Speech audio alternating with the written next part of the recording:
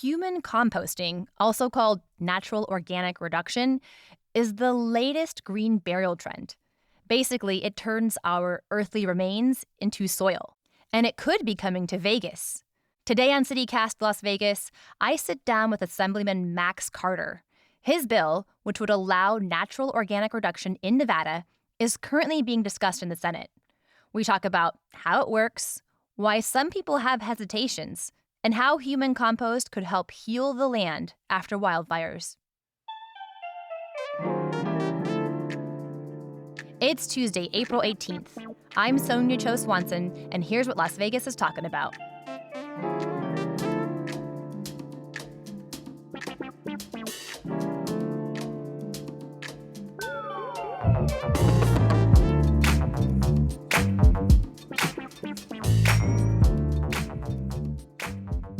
Assemblyman Max Carter, welcome to CityCast Las Vegas. Thank you so much for having me here today. Well, we appreciate it. We're really excited to learn about human composting today. You introduced AB 289 to the legislative session this year, the so-called human composting bill. What is human composting?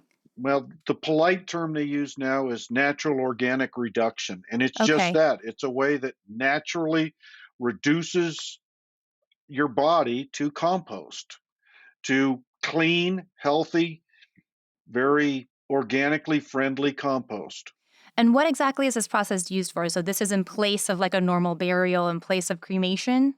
In place may not be the right term. It's another alternative. And that's what we're trying to do, is provide another alternative to traditional burials or cremation. A lot of people now talk about natural burials, where they have a plot of land and they just put you in a shroud and let you decompose naturally. This is a way that's done in a very environmentally friendly way. A lot of people say, oh, I want to get turned into a tree when I die. Well, with compost, you can dig a hole in your backyard, put the compost in, plant a tree on top of it.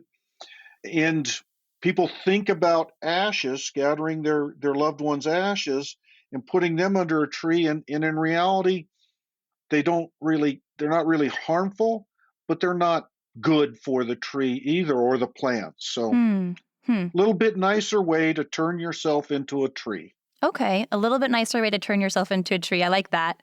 Can I ask some really basic 101 questions about how this works? So Sure. let's say that someone has decided that after their death, they would like to get involved in this process of human composting, or as you say, natural organic reduction. What would happen to the body of this person? It'd be just like any other process where you'd end up being taken to their facility, probably through funeral homes that are already familiar to the community. And it would be redirected to this facility that has, typically now, they've got pods that they put the body in.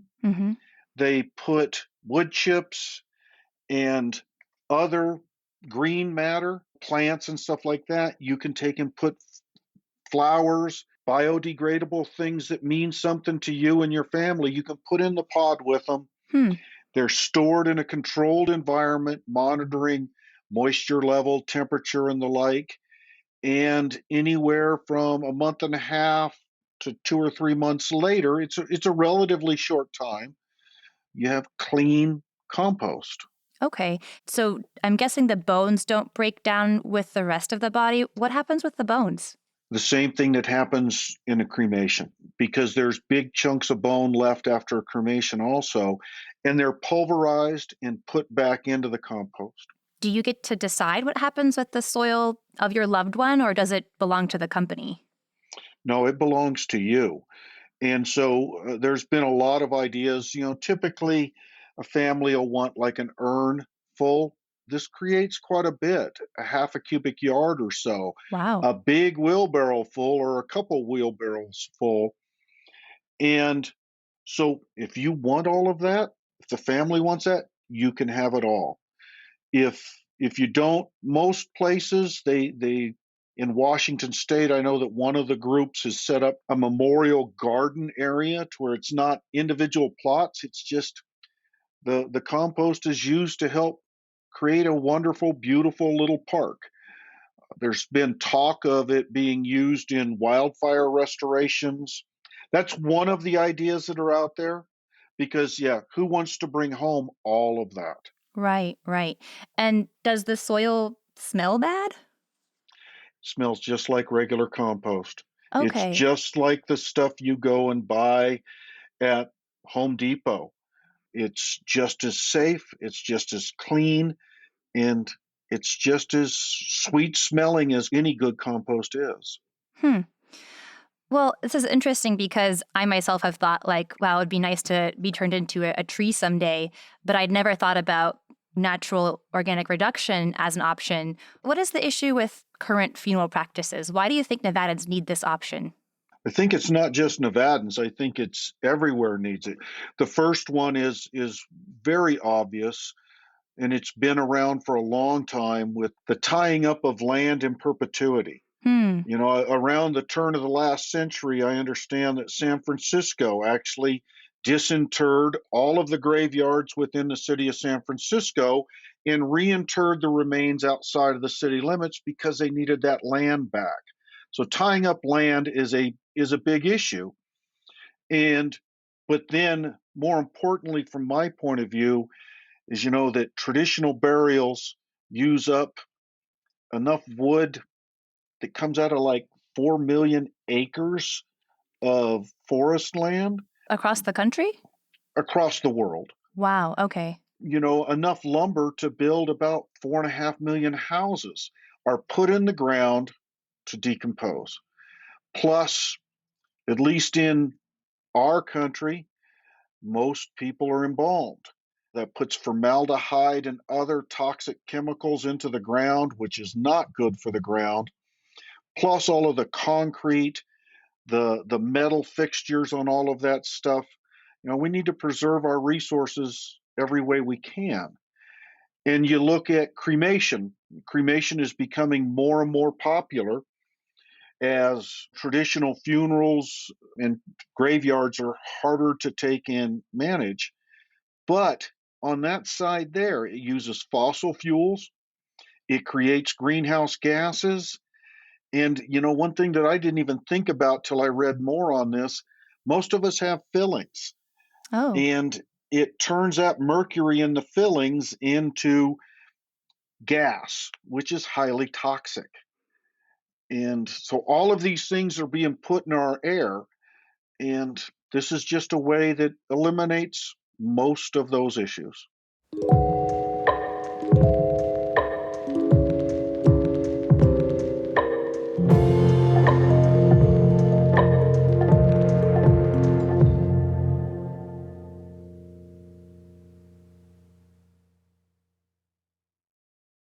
okay. So, what about the cost of, say, natural organic reduction burial versus a regular funeral? I understand that regular funerals are fairly expensive, something like $6,000 or $7,000 or upwards of that if you're going for the extra ornate packages. And we're talking about very similar price structure. It's between 2,500 and $5,000. It's really not a. I don't see it as a price issue. This is again those terms that we don't think of when we think of death as competitively priced.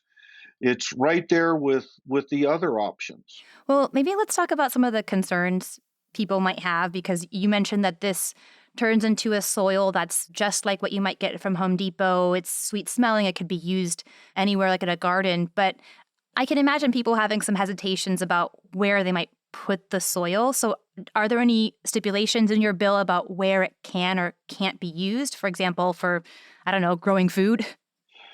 Well, I don't know if I grow tomatoes in it, but Yeah. that's kind of a personal choice. Uh huh. And no, there are no restrictions. It meets all of the standards. It's perfectly fine for any place you'd use regular compost. So I guess it's up to the individual about how they want it used. Okay. Now, I read that the Catholic Church in both Washington and California, where it was recently legalized, came out against human composting and they were saying that it's the same process that's used for garden composting, that this is a process that was created for livestock disposal. And I think the quote from some California Catholic organization was that it creates spiritual, emotional, and psychological distancing from the deceased. So I'm curious, like, if you think that there's something to their concern that this might not be dignified enough for the human body. Personally, I don't. We did not have any opposition on the first hearing of this bill at all. Zero opposition, In Nevada. and it got unanimous bipartisan support in Nevada. And I hadn't heard those statements that you just gave. I'd heard that the Catholic Church had opposed it on doctrinal concerns, about the whole concept of keeping the body together. And similar to why in the past the Catholic Church has had concerns over cremation. And anything that's new, sometimes it takes a while for people to get used to. And I think it's, in a way, just as respectful, or if not more. We keep coming back to the tree thing. We see in parks all the time with plaques that in memorial to somebody on a tree. And wouldn't it be wonderful if that memorial is really a piece of your loved one? Hmm. I gotta admit, I think for me personally, it's something that's really compelling. But I can understand if people have hesitations because there's so much fear around death and so much, I don't know, I guess concern around what happens with the body and what it means about how we've cared about this person who's leaving this body behind, right? I'm curious about your own connection to this issue. I mean, what was your motivation for proposing this bill? Well, I've faced very serious or very hard traumatic loss in my life, Hmm. and I've kind of rededicated my life to service. And I work with and volunteer with a community that with a nonprofit organization that goes out and spends time in the immediate aftermath of somebody losing a loved one. And I just see this as another way that could provide that little glimmer of hope, that light at the end of the tunnel for somebody that's suffering through what's quite possibly the worst time of their lives. And I know for a fact that it's the little things that can be most helpful at a time like that. And this provides another way that just may create a little bit of solace for somebody. What do you think might be done in Nevada with the soil from natural organic reduction? Do you think that there might be a place for a memorial garden, or what are your ideas for what could be done with the remains? My ideas were all focused around wildfire restoration. We're seeing so many more of those. Hmm. And to my knowledge, there hasn't been a program that's been stood up in any of the 6 states where this process has been legalized. I would like our state to be the first to stand up a program like that where the the citizens of Nevada can dedicate their remains to helping keep Nevada beautiful. Just contributing back into this state we all love, because our state is unique. And I just love the idea of being a part of our state in perpetuity. Hmm. So if AB 289 passes, how soon could Nevadans have human composting as an option? Typically, and I don't remember right offhand what the effective date is I believe it's October 31st is a typical time when new legislation goes into place. There would be some regulation period. Okay, so maybe end of 2024 or even early 2025 as an early estimate. Yes, ma'am. That's what I'm hopeful for. Okay. And if you're open to answering this question, have you thought about what you want for your own body after your death someday? A long ways away, let's hope. Knocking on wood here. I'm very comfortable talking about it, and no, I haven't. Before, my plan was always to just be cremated. Very similar. My wife and I shared the viewpoint. She was very clear. She was an organ donor. She wanted to be cremated. and no services because she didn't want to put our sons through that. And Hmm. I kind of follow along, and that's what I think. And then let the next generation figure out what they want to do with my remains. Now, I think it'll probably be human composting and let my sons or granddaughters figure out what to do with it. And that's what I think that I want now. It's really about honoring your loved ones, and there's no wrong way to do that. And this is just making another way legal. Well, Assemblyman Max Carter, thank you so much for your time today. We appreciate it. Thank you. I really appreciate you.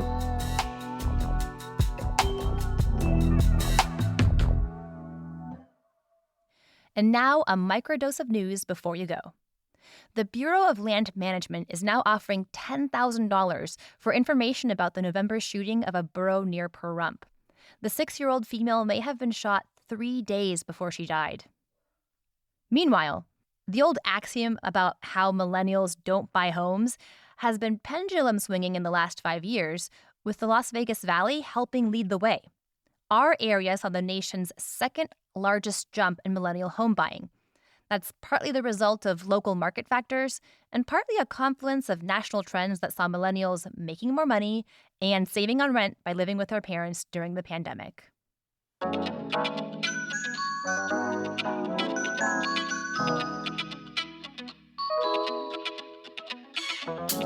That's all for today here on CityCast Las Vegas. How do you feel about human composting? What kind of tree would you like to be turned into? Leave us a voicemail or send us a text at 702-514-0719. That's 702-514-0719. We might play a few of your messages on the show. So, if you enjoyed this episode, please go tell a friend. It really matters and it really helps.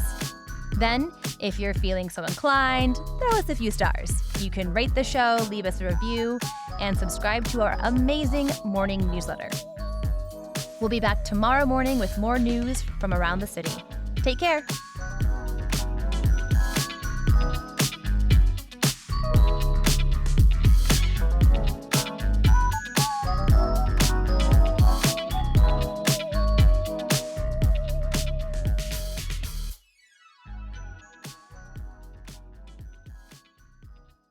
I'm a third generation. My grandparents came to Nevada in the 40s.